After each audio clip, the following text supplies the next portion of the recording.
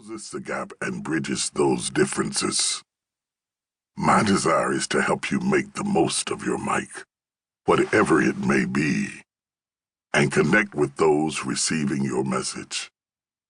Along the way, I hope you will realize the unparalleled power of successful communication even as you practice it more productively, passionately, and potently. And let me assure you, I will be learning right along with you. You see, for the past few months, I have been preaching in an empty church sanctuary due to the need to limit human contact and shelter at home in order to prevent the perpetuation of the COVID-19 virus.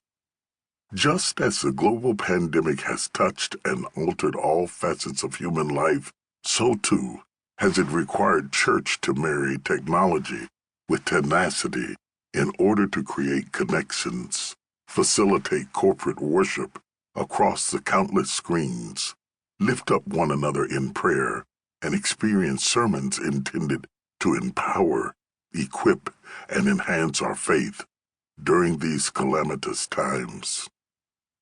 Prior to the pandemic at the Potter's House, we would often stream live services and provide video archives of past services and sermons for our global online congregation. In many ways, though, our electronic capabilities and internet offerings seemed ancillary, if not peripheral, to in-person participation for the thriving community actively involved in our main church and affiliated sister churches. Then our awareness of the virus descended and changed everything.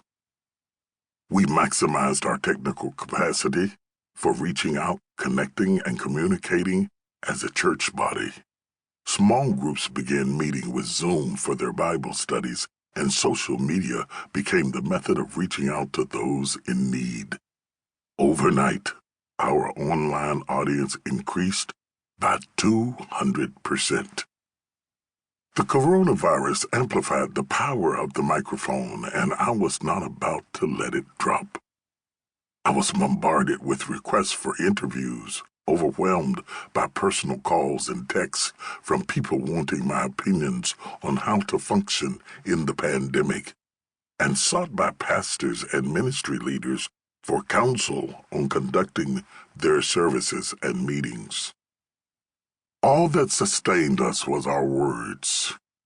We had no vaccine or distribution plans for vaccinations.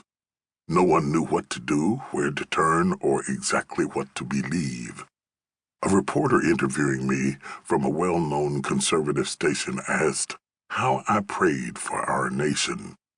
Another journalist from a liberal news outlet engaging me on the pandemic asked if I would pray for the nation and our world on the spot.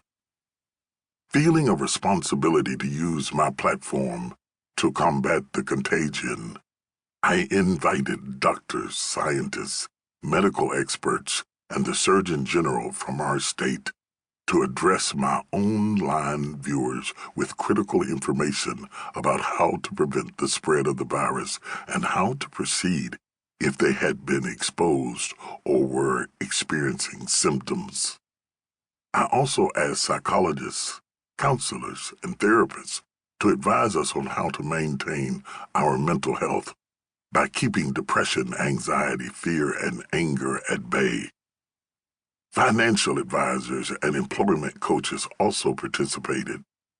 Words were our most powerful weapon as we sought to educate ourselves and each other about the scientific specifics of this unprecedented virus.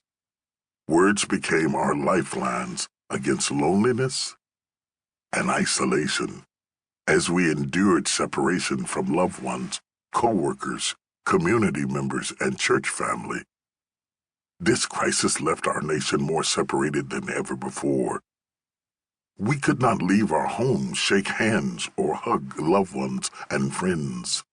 We grieved alone, struggled alone, died alone.